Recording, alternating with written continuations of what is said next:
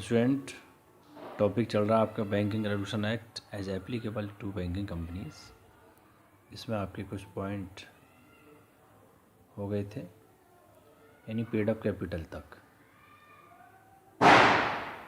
यहाँ तक हमने इसको डिस्कस किया था। अब इसका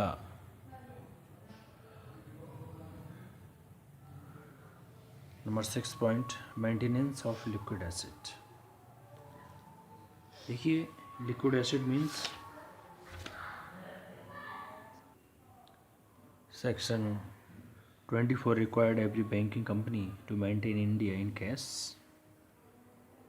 gold or unencumbered approved securities an amount which shall not at the close of business on any day be less than 25% of the total of its net demand and time liabilities in India. Reserve Bank of India is empowered to set up this ratio called statutory liquidity ratio, यानी कि SLR. The amount of SLR is calculated on the basis of net demand and time liabilities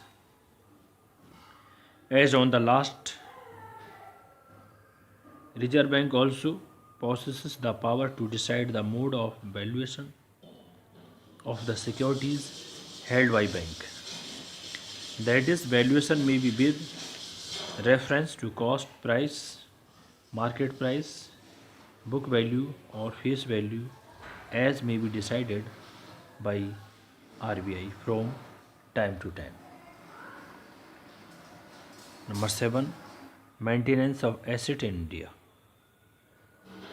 Section 25 requires that the asset of every banking company in India at the close of business on the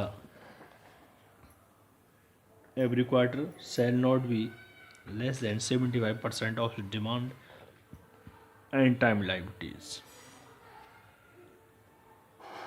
Number next, inspection of Reserve Bank. Under section 35, Reserve Bank may either at its own initiative or at the instance of the central government cause an inspection to be made one or more of the officers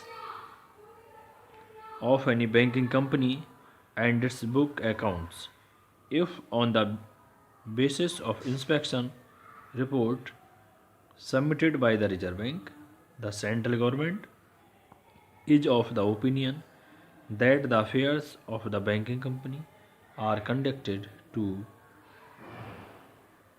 determine the interest of its depositors. Number 9, Reserve Bank powers to issue directions. Reserve Bank of India is vested with wide powers under section 35A to issue direction to banking companies generally or to any banking company in particular in the public interest, on the interests of banking policy,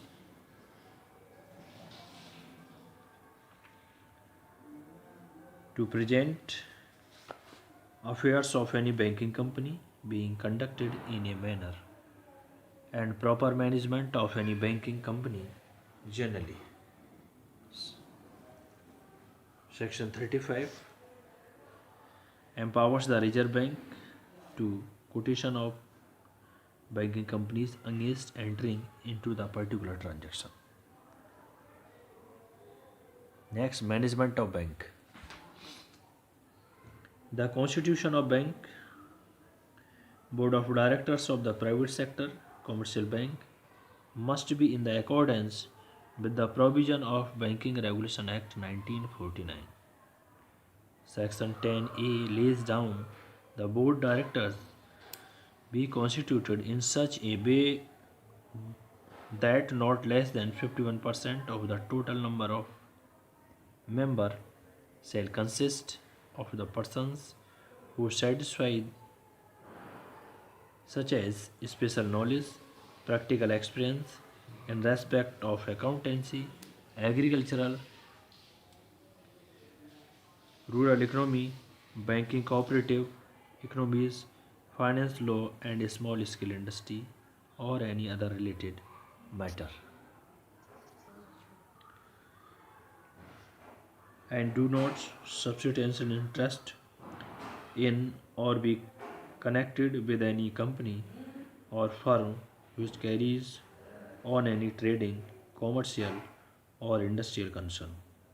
This excludes those connected with small scale industries or companies registered under Section 25 of the Companies Act. Reserve Bank of India has conferred the power to direct a banking company to reconstitute the board. If it is not constituted, it may remove a director and appoint a suitable director also. A person cannot be a director of two banking companies or director of a banking company.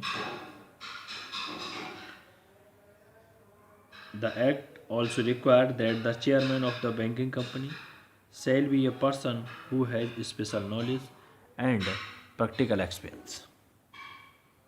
Reserve Bank approval is also required to appoint, reappoint, or terminate the appointment of a chairman, director, or chief executive officer.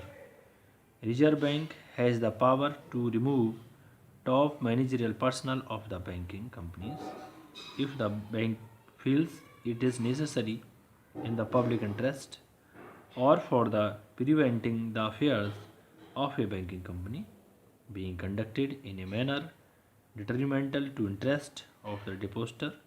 Reserve Bank may appoint a suitable person in place of the person to removed. Moreover, Reserve Bank is also empowered to appoint additional director not exceeding 5 or 1/3 of the maximum strength of the board, whichever is less.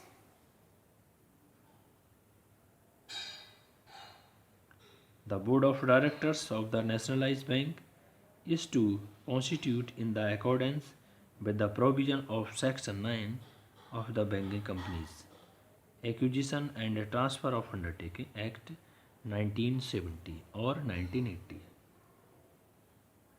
It provides for the appointment as directors or officials of RBI, central government, other financial institutions, and from among us the officers and workmen of the bank concerned. Moreover, such directors are to be nominated by the central government, and 2 to 6 directors are to be elected by the shareholder and other central government.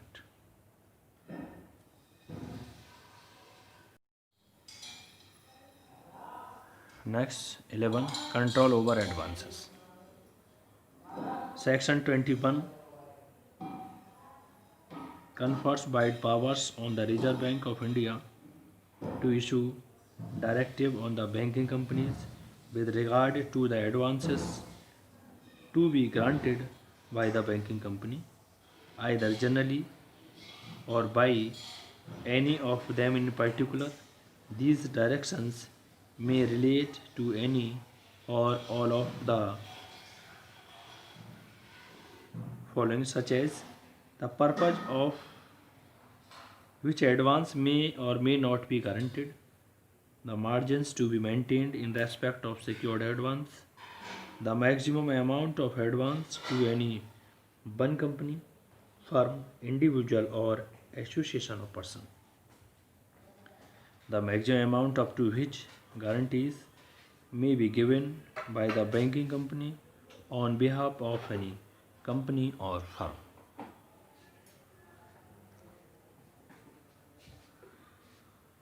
Maximum amount up to which guarantee may be given by the banking company on behalf of any company or firm, the rate of interest and other terms of condition. The directive issued and under this section is called selective credit control. If they relate to advance on the security of selected commodities, banks are bound to with these directives. Number 12, restrictions on loans and advances. A banking company is prohibited from sanctioning loans and advances on the security of its shares. Restrictions are also imposed under the Section 20 on the loans granted to banks to the persons interested in the managerial of bank. देखिए section 42 of the Reserve Bank Act 1934 require every scheduled bank to maintain with the Reserve Bank of India an average daily balance, the amount of which shall not be less than 3% of net demand and time liabilities of the bank. The Reserve Bank of India is empowered to increase this rate up to 20% of the net demand and time liabilities. If a bank fails to maintain the cash balance as required by the Reserve Bank, penalty may be imposed as prescribed in the Act. This provision applies to all scheduled banks, commercial banks, state cooperative banks, and regional rural banks. Student, आज हमने इसके banking regulation act as applicable to banking companies के बारे में discuss किया. Next lecture में banking regulation act as applicable to public sector banks, यानी public sector banks के लिए क्या क्या बैंकिंग रेगुलेशन एक्ट हैं इनके बारे में डिस्कस करेंगे. फिर और इसी के साथ ये 3rd यूनिट फिनिश हो जाएगी. उसके बाद आपकी नंबर 4th यूनिट आती है RRBs, रीजनल रूरल बैंक्स, उसके बारे में डिस्कस करेंगे. तो जो इससे नेक्स्ट टॉपिक है काफ़ी लेंदी है, उसमें 21 पॉइंट्स हैं. Thank you student.